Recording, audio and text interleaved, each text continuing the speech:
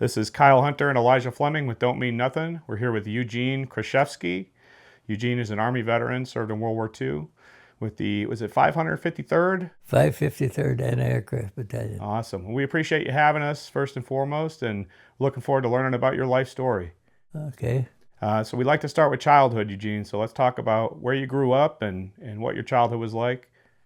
I was born about 5 miles from here by the way the crow flies.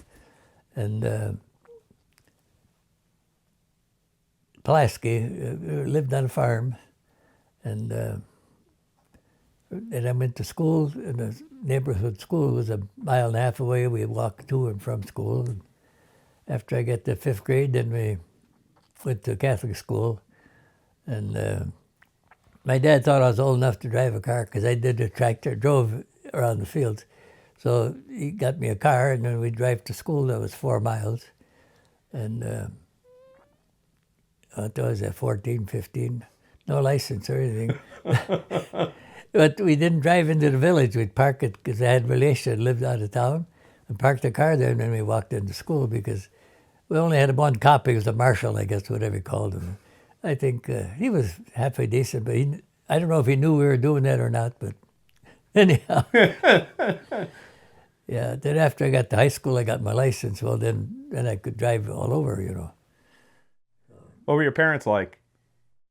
Well, they were, what were they like? I don't know. My dad was a cattle dealer and a farmer, and my mother was just a housewife. And, there was 8 of us children. 1 died in childbirth, and 2 of them had infantile paralysis. They were crippled all their life.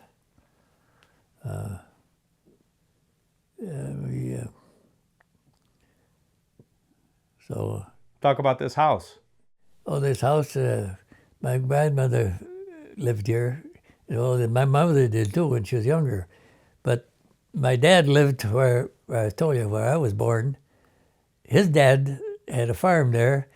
And when they were young, they used to pasture cattle on the roadsides, to eat the grass because they didn't have much, land. They had a lot of cattle and that. But anyhow, my mother would be with their cows and my dad would be with his cows, and they got to meet each other, And that's how they found out found out about each other. And after then my mother lived in a little log house.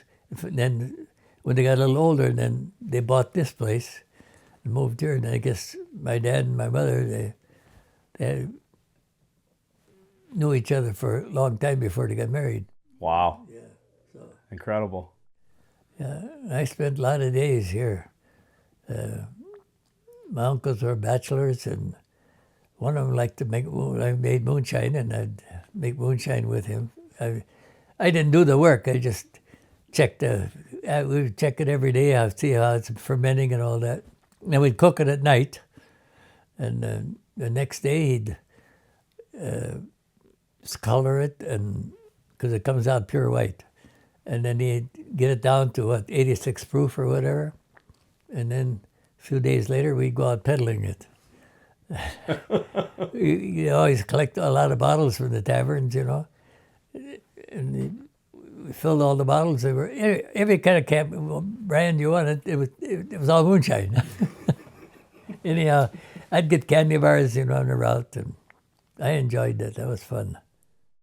So, were you drafted into the war? Yeah. Okay. Yeah. That was right out of high school. Well, not right out of high school. Yeah, I was drafted. Well, you registered for the draft, and I got my notice to go to Milwaukee to get my physical on the 1st of March. And I passed the physical. Anybody could pass the physical. Anyhow, they shipped me. I said, do you want to go home for a week or are you going to go straight through? I said, I'll go straight through. So I went straight through. And I'm glad I did because I got in a good unit and wasn't in the infantry or I had to walk a lot. So I was lucky I did that. I had a good time in basic training, and the war wasn't too bad for us. We had bad days and good days, But How did you end up with the anti-aircraft? that's the camp I went into. You chose it? No, I didn't choose it. They shipped us there. And they were Midwestern boys, you know. So Chicago, Milwaukee. So a few of them were from out of state. They were whenever somebody is missing, well, you'd transfer another guy in, you know. Before the war was over, we had a mixture of just about everybody. But Were you excited to serve your country? Was that something you were proud of doing? I don't know if I was excited or not. I just did what they told me to do. And so... That's good, though. So did you come home and see your family before you took off? Yeah, I got a furlough and I came home, and it was 5 days I think we had after 6 months, after we finished our basic training, and then went back, and well, everybody had their furloughs, and then they loaded us up, or loaded all our guns and track trucks, and started to drive to New York. And I guess we got to Louisiana and they changed their minds, so they put the trucks and guns on trains, and then we went by train to the port of debarkation. And yeah. And did you know you were going to be going to Europe? No. Oh, okay. Well, I could have figured it out because we were Sure. leaving from New York. So, but we landed in Scotland off the big ship, and then we went on trade to England, and from England we stayed there for a while, and then we got on our guns, and one day he says, march order, you know. That means everybody get off the land and jump in the LST or whatever they were. Had our own trucks, and just jumped right in them and drove us across the channel. They dropped the front, and we drove right off, and there we were in France. Could you believe how many ships were around you? How much was happening? Oh yeah, when we went over, there was a long convoy and destroyers all around us, because the Atlantic was full of submarines. Oh, they pick a ship off almost every night. Wow. They'd usually take the end of the convoy. They would pick that one. So you landed at Utah. During the war, yeah. Yeah. Utah Beach, yeah. And what was the condition of the beach when you got there? Was it already cleared? It was cleared, yeah. Okay. Yeah. What do you remember about that? About landing and Not much, just that we drove on the beach and went up through the sand. It's all sandy, you know. Went up through, we found there wasn't even a road. I don't know how we made a road, but anyhow, the trucks got through, and yeah. And where'd you go from there? We went into France, and we stayed at in a chateau for 2 nights, and then from there we went to Holland, Belgium, and Germany. And were you attached to a specific unit? Yeah, we were attached to the 9th Army. Gotcha. Okay. And how long after you got there did they have you starting to do your job with the planes? Oh, right after we got into Holland or Belgium, which I don't know which one was first. Holland, I think. We dug in and we're all set. And do you remember the first time you had to engage one of those planes? Well, not really. You know. Yeah. But I was on the quad 50. I liked that one. You know, we'd exchange. Everybody would take turns, you know, on the guns that we were working on. We were in squads. There was 20 of us in a squad. We each had the 50 caliber machine gun and the 40 millimeter, and we'd take turns wherever. And I liked that 50 caliber because, boy, you always wore special glasses and tracers, so you could follow them tracers right up. And planes would only go 100 miles an hour, you know. They were slow-moving planes. And it was fun. What was I, 20 years old? 19, 20? Yeah, it was fun. So a lot of what you guys were doing was protecting the convoys. Convoys, yeah. So So the Germans, they would try to bomb those convoys. Oh yeah. So was it? I mean, could you hear them coming? Was it nerve-wracking for you? Well, you could hear 'em, and they'd send unmanned bombs, you know, And we'd watch, you could hear them, and at night you could see the fire come out of them. And they'd program them to go a certain distance, and then the fire would go out, they'd start dropping, and then they'd explode. And then the shrapnel would fly all over. Really? I didn't know that. Oh, yeah. So these were like actual, were they planes or were they something else? No, they were just bombs. Really? They were unmanned. Yeah. But they were programmed by the amount of fuel they gave them. And, they could send them any place because, there were 9 million of us there.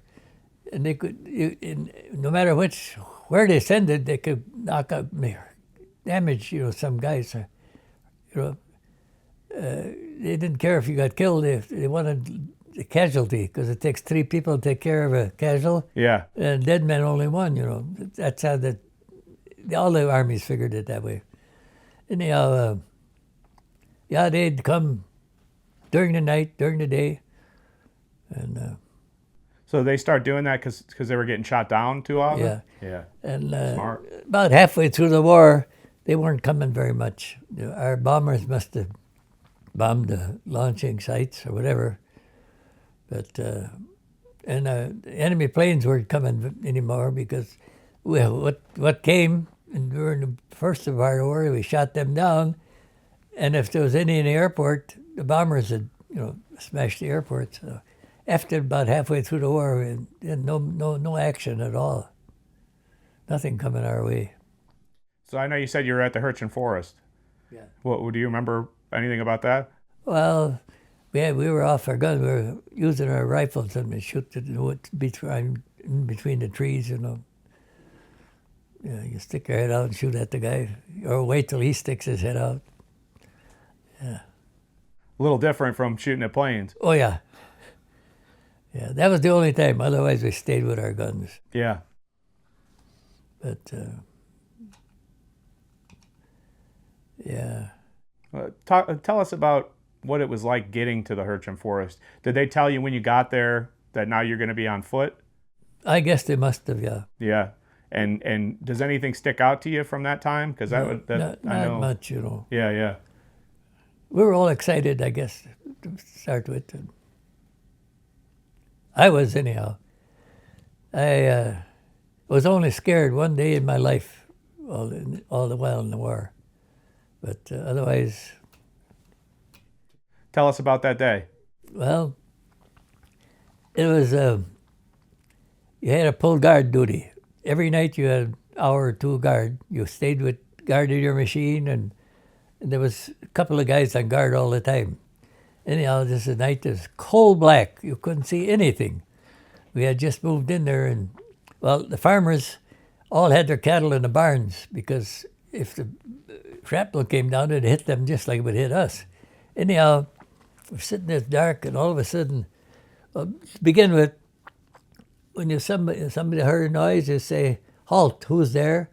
Nobody answers, and you say, "Give me the password," because the password changed every day. And no password, no answer, and we all had a clicker. When I was a kid, when you bought a pair of shoes, they give you a little clicker, click, click. Anyhow, that's what we had in our pocket. So you clicked. If you didn't click back, you were in trouble because the enemy didn't have the clickers. So anyhow, I did all of that, and I'm clicking, and that noise is still there, It's not, nobody answered me, and I could hear something, So I sneaked over by the other guy that was pulling guard. I said, "I'm scared." I said, "There's something here." So he came by me, and that would go for a while, and pretty soon disappeared. And a little while later, it came back. It got to be daylight. Here's a cow walking around. Cow came around smelling, and touching stuff. And who would think of that? We were scared. I'll tell you, that's the only time I was really scared. But, yeah. That was the only time? That I was really scared, yeah. But then we were in Holland at the time, and we were dug in there, and one of the guys came there one day, and to talk to us, and we could sign language, you could talk a little bit, but he used to call them fliggebooms, those bombs, he'd call them fliggeboom, and we called them buzz bombs.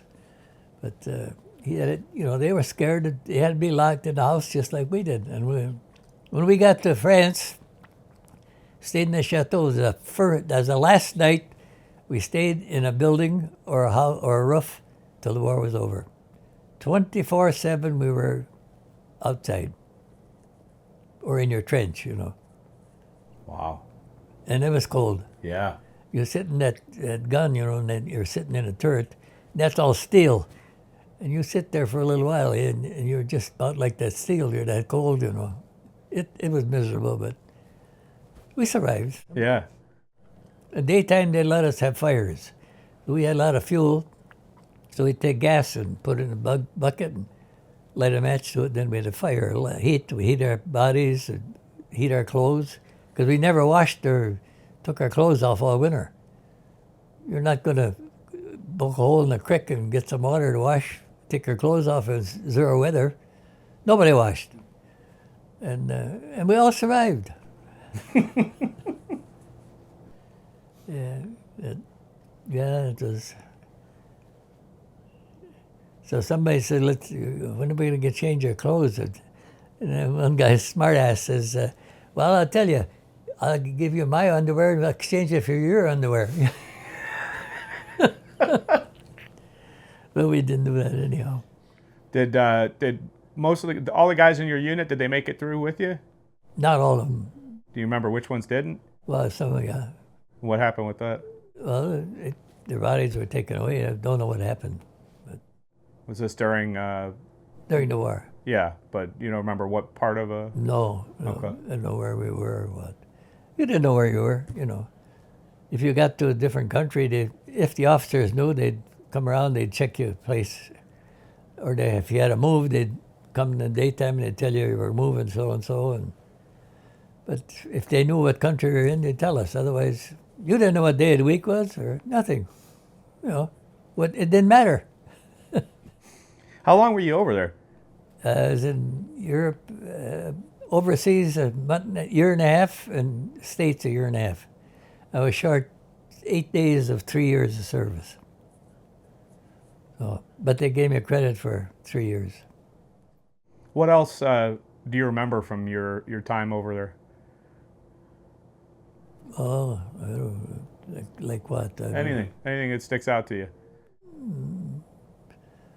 Not much, I guess. Just the weather was bad in Holland. That's just real bad because it rained most of the time, and well, you were outside all the time. You were wet, and you had raincoats, but and we ate our lunch. We'd sit on our helmets, and most of the time we had dried food or canned. If we're going to stay at a place for a while, then our mess halls would reconstitute dried food and bring it out, So we had pretty good meals. But for Thanksgiving, we did have turkey, and I don't know how they got it there, but we had turkey. And and that was the last time. And where we were, there was a cement plant there. So. And that was operating all through the war because the Germans used a lot of cement, so they made sure that was going. Anyhow, our officers asked us if we could take showers, So that was the last time we had a shower and washed. That was around Thanksgiving till spring, till the war was over, and then we moved into the German houses, and they had baths, And then we washed up and changed clothes and all that. But it was damn cold, Any garment you had, you wore. Everything was on your back. And the feet would get wet, so I'd take socks, pair, and put them under my arms for the night, so they dried out a little bit, then put them on in the morning. But the shoes were wet and cold, So it wasn't a picnic, but all of us, we all had the same. All treated the same, so shit.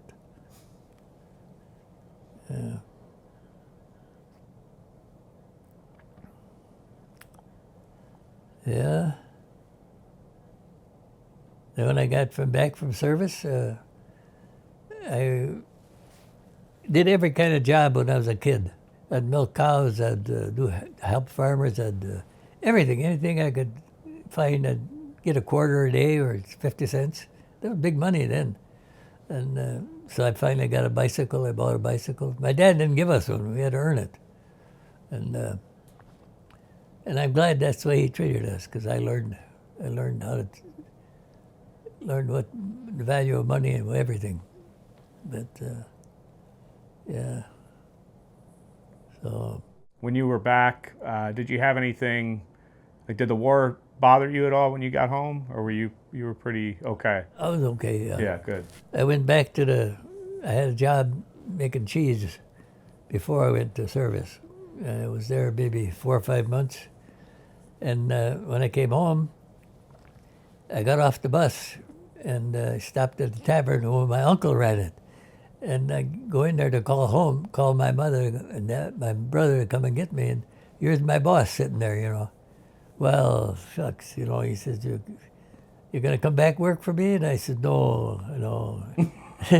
Anyhow, he talked me into it, and I went back in cheesemaker. And I think he's glad that I did, because I was there for 3 years, and he got some Addison's disease. And he was sick in a hospital, and he lived upstairs. And by the time he got real sick, he taught me to trade, you know. And so I was a head cheesemaker for about 2 years. And I'd run about 9,000 pounds of milk a day that I'd make cheese into it, which would give you about 900 pounds of cheese. And I had a helper. You know, he'd help. There's a lot of work in a cheese factory, you know. Everything's got to be washed all the time and cleaned. Anyhow. And finally, I told him I'm leaving, you know, 7 days a week, you know. And he said, no, please don't leave. He said, anyhow, he found somebody to buy it, because he couldn't work anymore. And the new owner got it. And I think I worked for him 2 weeks, and I couldn't work for him. So then what did I do after that? I forgot. Oh, I went to Milwaukee and got a job at the Schlitz Brewery. That was a solid vacation for how many years I was there? I think 31 years. Oh, that was a good job. Drink all you wanted. As long as you did your job, they didn't care. I liked it. Then I retired, and then I moved here, because I bought this place, and I got married. We raised 2 girls. There's a picture of my wife up there. So, yeah. And she passed away, 6 years ago. So I kept staying here, you know. Yeah. I got daughters that live close by, so need something, they come and Sorry to hear that. do stuff, yeah. But yeah, I do my own laundry, I do my own cooking, I do most everything. I drive my car yet. And I don't drive at night or the big cities or the high-speed roads. I don't drive in them either, because I don't drive fast. And you're driving them roads, they're all going speed limit, and they blow the horn at you, and they get out of the way, you know. So I stay off them roads. Yeah. Well, if you had to give some advice to somebody that's in the younger generation, what would you give them? I'd tell them, take at least 2 years of service. You go in a boy, you come out a man. You're trained, you're taught everything. Respect, follow orders, everything. Well, we'd always bitch the Army way and our way, you know. But the Army way won. But yeah, it's a good life. I didn't like it. I was lonesome one day, because after we were out of quarantine, they had the beer garden in the camp. So we were all allowed to go to the beer garden. And I just said, I didn't care to drink, you know. All they had, I guess all they had is beer, so I laid there in the tent, and I was lonesome that night. But that was the only time. But, then later on, I started drinking beer whenever I'd get it. Yeah. What about how important is hard work, do you think, to the young ones? Very important. You know, a lot of kids now think that, you know, things should just be given to them instead of earned. No, you earn it. You earn it. My dad taught me that when I was a kid, and I had no problem with it, you know. And some of the guys, you know, that come out of the city, they never didn't know what a shovel was for. We had to dig our own trenches, you know. To give you a shovel, what do I do with it? You got to dig a hole so you can sleep there, you know, at night so you'll get bombed. They didn't know how to use a shovel. Really? I believe it. Yeah. Oh, but they learned it all, you know. Yeah. You got any regrets in your life? No, I don't think so. Good. Yeah. I always say I had a good life, you know. So I enjoyed 99% of it, I guess. Yeah. And my brother and I, there wasn't anything we wouldn't do. You know, we'd pay tag on the top of the barns in the silos. There was about 4 or 5 of us in the gang, you know. One day my brother slipped off the roof of the barn and fell down in the cow yard. And he was knocked out, but we didn't know that, you know. So we dragged him in the barn and covered him up with straw. And it was in the afternoon, and time for supper, went to eat, and my mother said, "Well, where's Alvin?" I said, "Well, he didn't feel good, so we put him in the barn and he's sleeping." He was knocked out.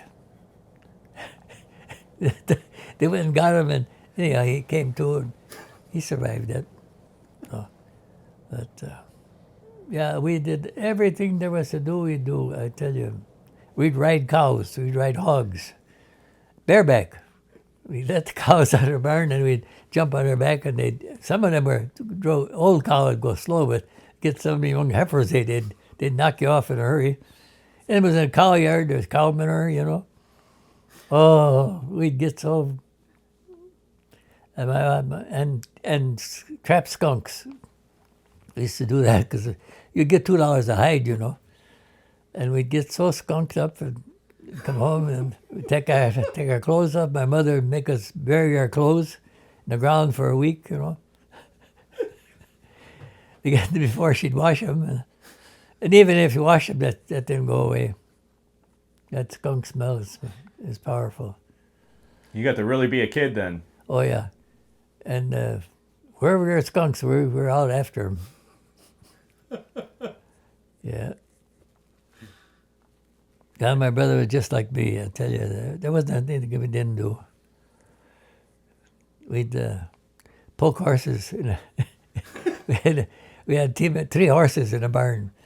And anyhow, we got a stick and we'd poke it at the horse and then it'd kick and it'd break the walls. And my dad would say, "Oh, no, how that horse breaks them walls, you know." We never told him. And one horse's hoof was all blood all the time, you know. He said, and I said to my dad, I said, "I don't know why that don't heal up, you know." We knew, but we played dumb. Oh, yeah. Well, there's so many things we did when we were kids. Yeah, they'd leave us home and then take us to church on Sunday morning. And we had a big chicken coop as far as my chicken. It used to be a chicken coop there. Now I made it a garage. So anyhow, they were going to church, and my dad had shotguns. He had rifles, 22s. So we got the bright idea to see how many windows we could shoot out. We sat up by the house. They were shooting at the two. We shot every one of them out before they came home from church. Well, did we get it?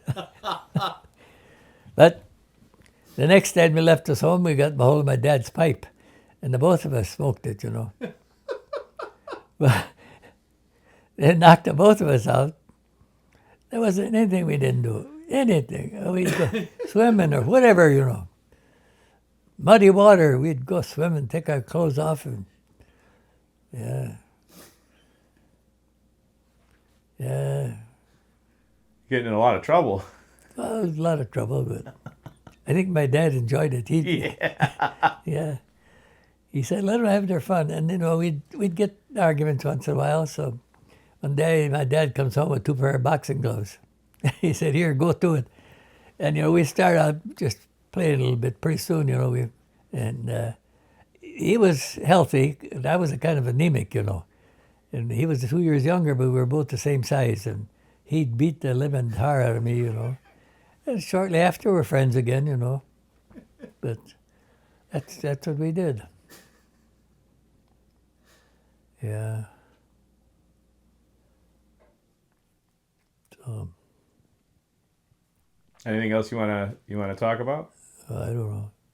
I could talk all day for. We loved it. We love that. If I could remember, but I don't remember all that stuff. Yeah. Yeah, we had in the wintertime, well, we were just kids then. Now we were 13, he was 12, I'm 14, you know. So on Sunday after church, we'd come home, and my dad had a cutter. That's a sled like the Amish use, and they got buggies. Well, we had a buggy and we had a sled for the wintertime, and it was velvet coated. Well, after lunch and at church, and after lunch, then we'd harness up a horse. We'd take the smallest horse, you know, harness up because they had a lighter harness.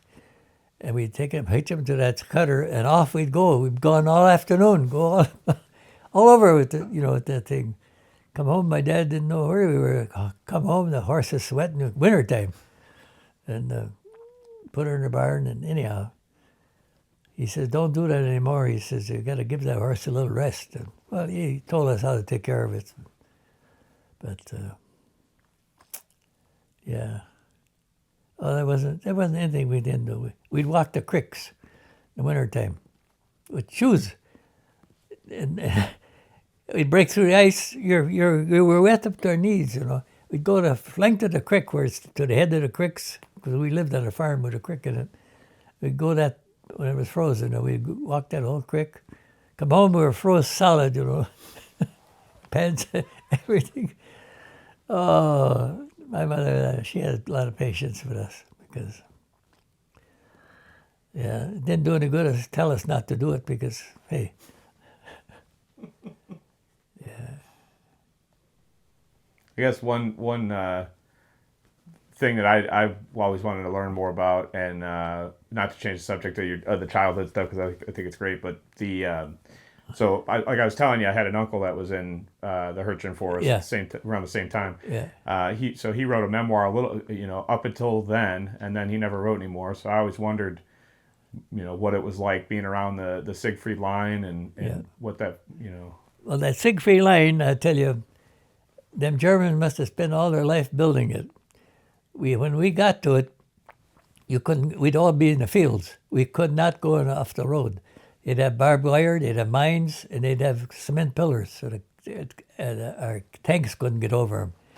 So that was all the way up to around Germany.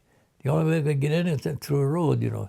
Well, they had their pillboxes, you know, and there was concrete 3 feet thick, and you had to knock them out. You know, our tanks would have to knock them out before we could get into Germany, and it was a problem, but. We beat them anyhow. Well, we had more equipment, more people, more everything than they did, and we had to ship them all there, you know, and they knew the country better than we did, and it took a while. It took almost a year to, you know, get Hitler to give up. So, but, yeah, I got home. I was home a few years. I was working in the cheese factory, and some nights you don't sleep good, you know. So I was thinking to myself, geez, you know, I spent 3 years of my life, my young life, in the army working for Uncle Sam. I said, and I was kind of feeling bad. And I must have dozed off, and I woke up and I says, you think, I said, I didn't waste my life. I said, I was part of it. I said, at least we got rid of Hitler and his Nazi regime. So that I was satisfied. Why weren't you sleeping good? I don't know. Some days you don't sleep good. I'd argue with my girlfriend, and so you'd later figure out how you're going to make up, and well, you know how it goes. Yeah. But And then you said you were at a POW camp as well. yeah, Where was that at? Do you remember? Or no? Buchenwald And that was that a concentration camp? concentration camp where they bring people in on trains and trucks, and whoever's able, they go this way, and those are women and old people, they go this way. Well, they took them into the gas chamber and gas maybe 100, 150 at a time. Then the guys that were able, they'd have to carry them out of there, put them on them wagons and take them to crematorium and burn them. And they weren't burning when we were, they were all skipped, all the Nazis. The SS ran that, not the regular army, the SS. And they were people without a soul or a heart, because they could kill you and think nothing of it. And they did. And anyhow, I looked in the crematorium, and the fires were all died out, but there was skulls and bones. And they did that every day, that they killed all these people, mostly Jews, but there were a lot of other people that were killed with them. Yeah. And those were they were forced labor. Forced labor, yeah. What were they making? Whatever the Germans had to do, they dig their ditches for them and pour concrete for them, whatever. Wow. And I talked to one of the guys. He said, if they thought you were sabotaging, because they were the SS watch you, he'd pull you out of the line, and he said, you heard a shot and never saw the guy before, never again. They'd wipe you out right away if they thought you were sabotaging whatever you're doing. If you're digging a trench and it don't dig right, or throw the ground somewhere else, you didn't get a chance. You didn't get a second chance. What did the people look like when you got there? Were they malnourished? They were all malnourished and dirty, ragged clothes. Oh, sleeping on bare, no mattresses, no nothing, and cold. Hey, the winters are a little bit milder than they are here, but there's still snow and it's cold. Did you go into any of the gas chambers? Did you see what they looked like? I didn't go inside of them. No. Okay. No. I wonder. No, but they had cyanide cans. They'd fill this place up, and then they'd throw that cyanide through the ceiling, That's how they'd gas them. Wow. Yeah. And the cans were all laying there yet, though. They never cleaned them up when we got there. Yeah. But the SS were gone. We were coming. And they didn't want to get shot, but they did eventually get shot. Or after the war, they were tried and hung or whatever they did with them. And anyhow, we were told if we ever take a SS prisoner, he says, don't take him as a prisoner. He says, kill him, because he'll kill you. He'll get you if you don't get him. Yeah. So. Did you ever run into any SS units? No, not the whole unit. No, they were all over. They did all the Hitler's work. They were his special people. Like I say, they had no soul, no heart, no nothing.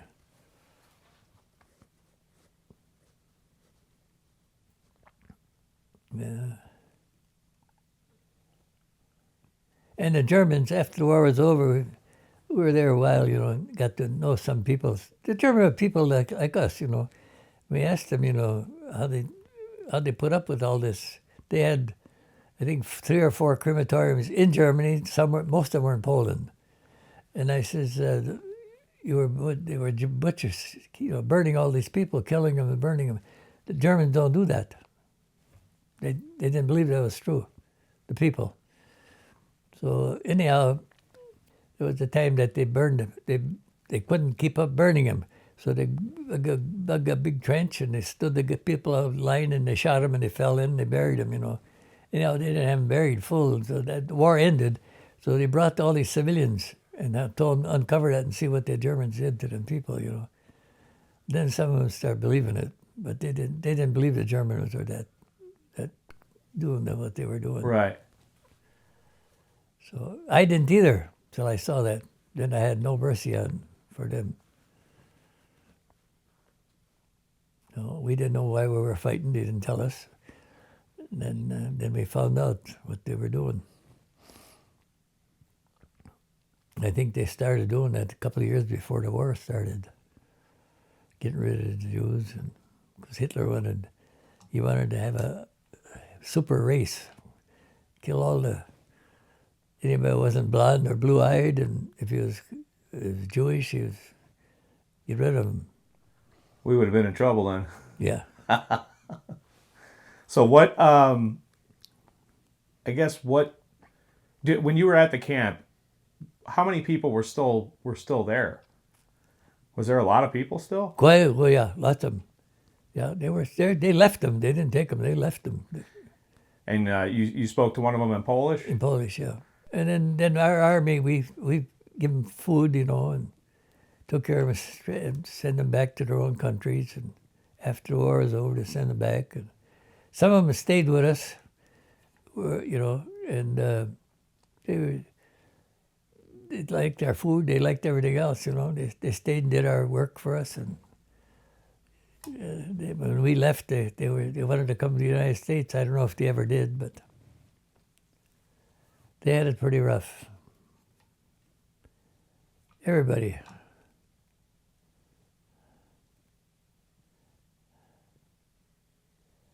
Yeah.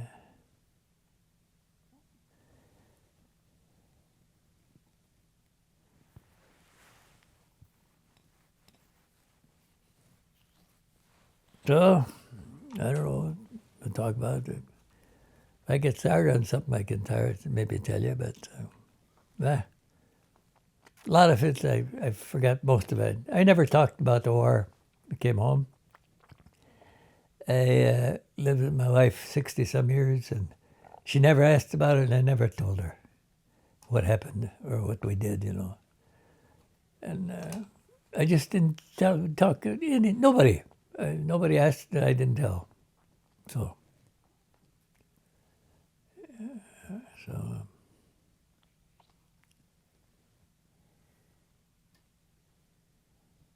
but would I do it again? I don't think so. If I knew I was coming back, I maybe would, but otherwise I wouldn't. Because somebody said, would you go for $1 million? I said, well, if I knew I would come back just the way I would, I'd get the $1 million. But if I didn't come back, I wouldn't get the $1 million either. So, no, I said I wouldn't do it. So,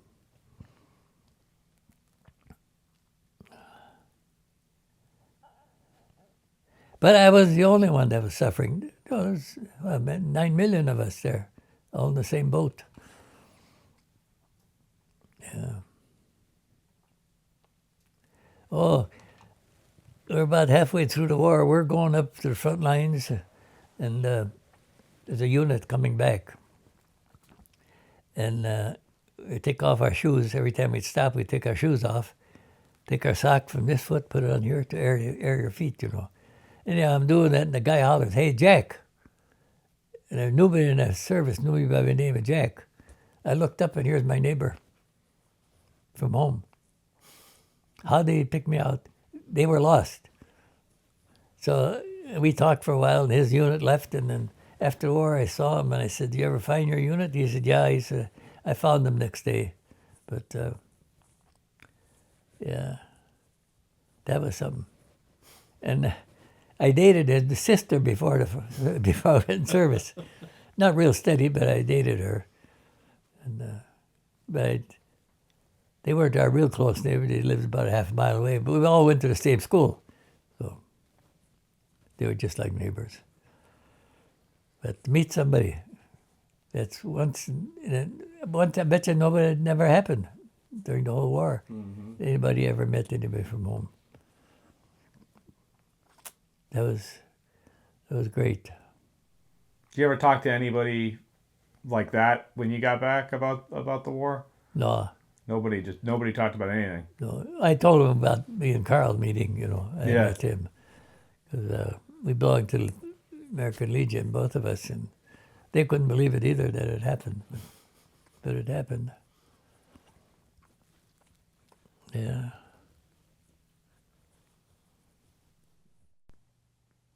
Well, I guess we can wrap it up by just asking you. You're turning 101, so you got a whole lot of life experience. Yeah. So anything that you want to say that you think will help the public or that people want to hear, I think you tell us. Well, I say live a good Christian life and believe in God and your fellow man. Don't hurt anybody. Don't be nice to everybody. And I think that's gives you a long life. Not everybody, but I mean, I think, but I don't think I got an enemy anywhere. Not that I know of. I might have, but So treat people with kindness and yeah, treat people like they're your brother and sister. Yeah. I don't think you have a whole lot of time to worry when you're out here working either, No. which I think helps. That's good. Well, if you have anything else you want to bring up, we're more than happy to talk to you about it. But if And I would say do everything in moderation. Yeah. Whatever you're doing, even if you're working, don't try and do it all in one day. And then, but yeah, I would say, or if you drink beer or whatever, drink it in moderation. I did drink a couple of times. I had too much, but I paid the price because I guess I was sicker than a dog. But and my wife would just say, "Good for you."